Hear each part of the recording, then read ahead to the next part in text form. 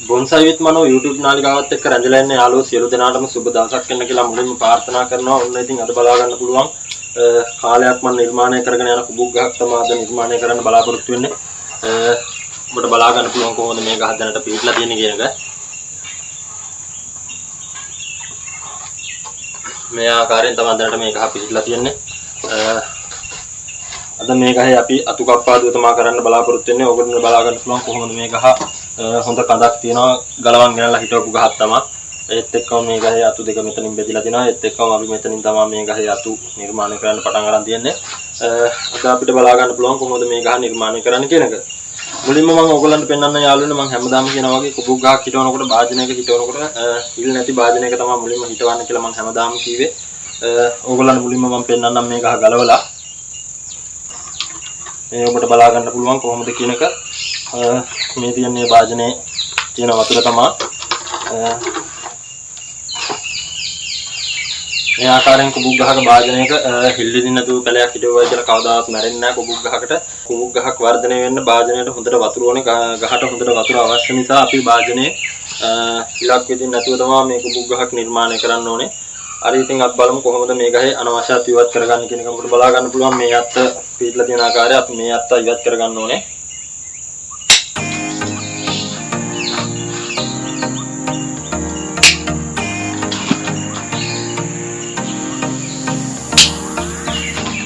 ඒත් එක්කම මේ අත්ත් මෙතනින් ඉවත් කරගමු. අලුතෙන් අතු වෙනවා.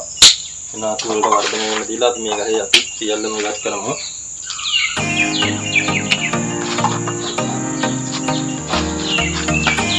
මේ ගහේ මේ අත්ත් අපි මෙතනින් ඉවත් කරමු.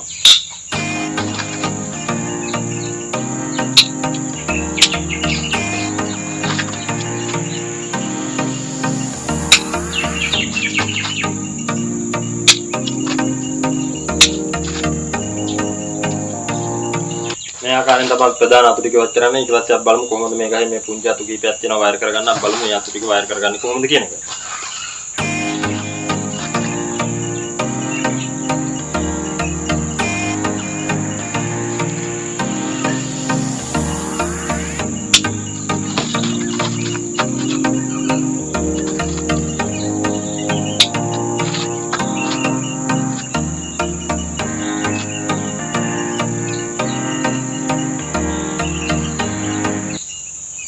අපිට බලා ගන්න පුළුවන් මේ පුංචි අත්ත තමයි ප්‍රධාන අත්ත දිගේ වර්ධනය කරගන්න බලාපොරොත්තු වෙන්නේ. ඒක නිසා අපි අත්ත ඉහළට නිර්මාණය වෙන විදිහට අපි වයර් කරගමු.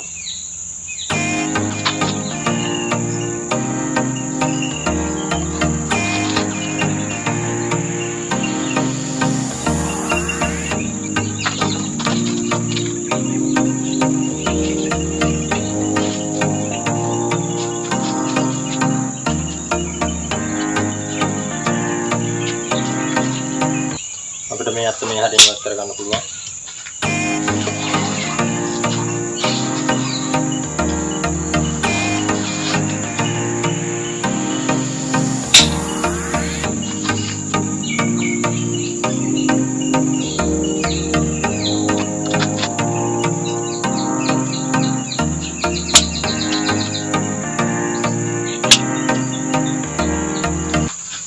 හැමෝම දැක්ක කොහොමද මම මේ ගහේ අතු කප්පාදුව කරගත්තේ කියන එක.